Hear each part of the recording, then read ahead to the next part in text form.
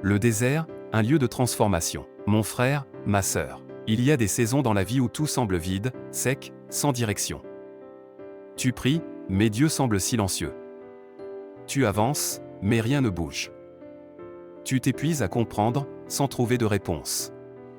Mais écoute ceci, quand Dieu te fait passer par le désert, ce n'est jamais pour te détruire, c'est pour te construire. Deutéronome 8 verset 2, souviens-toi de tout le chemin que l'Éternel, ton Dieu, t'a fait faire dans le désert, afin de t'éprouver et de connaître ce qu'il y avait dans ton cœur. Voici les 4 choses pour lesquelles Dieu te fait passer par le désert. Numéro 1. Le désert n'est pas une punition, c'est une préparation. Tu dois savoir que, le désert, c'est l'endroit où Dieu te dépouille de tout ce qui t'empêche de dépendre de lui. C'est là qu'il purifie ton cœur, qu'il t'apprend à écouter sa voix. Israël a dû passer 40 ans dans le désert avant d'entrer dans la terre promise. Pourquoi? Parce que simplement Dieu voulait préparer leur cœur avant leur bénédiction. Tu vois, parfois Dieu te met à part non pas parce que tu es rejeté, mais parce que tu es en formation.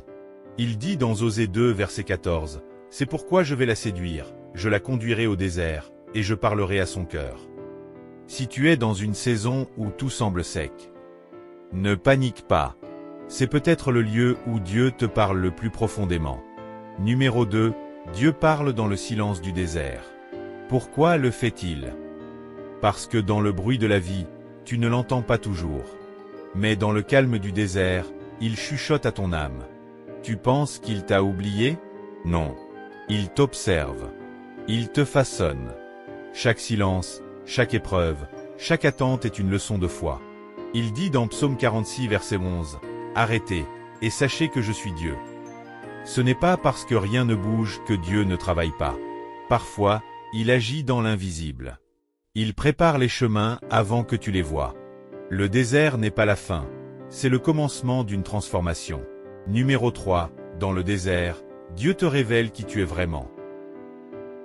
Dans le désert, tout ce qui est faux disparaît. Les masques tombent. Tu apprends à ne plus dépendre des gens, mais de Dieu seul.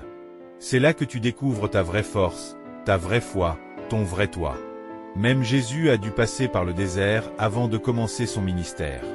Et c'est là que le diable a tenté de le détourner. Mais Jésus est resté ferme, ancré dans la parole. Jésus dit dans Matthieu 4 versets 1 à 4, « L'homme ne vivra pas de pain seulement, mais de toute parole qui sort de la bouche de Dieu. » Ce que tu vis n'est pas une perte, c'est une révélation. Dieu te montre qui tu es vraiment quand tout s'écroule. Numéro 4. Après le désert, vient la promesse. Comprends que chaque désert a une fin, chaque nuit a son matin, et chaque douleur cache une victoire. Ne t'arrête donc pas dans le désert. Continue de marcher, même lentement, car Dieu t'attend de l'autre côté avec sa promesse. Je vais alors prier pour toi. Seigneur, je te confie celui ou celle qui écoute cette prière. Tu vois son désert, ses larmes, sa fatigue. Fais jaillir des fleuves dans sa sécheresse. Répands ton esprit de paix, de force et de foi. Donne-lui le courage de continuer à marcher, même quand le chemin semble long. Et rappelle-lui que ton silence n'est pas un abandon, mais une préparation. Amen. Si ce message t'a fortifié, abonne-toi à Force et Foi en Dieu pour ne manquer aucune de nos prochaines vidéos. Et ensemble, grandissons dans la foi, même au cœur du désert. Sois béni.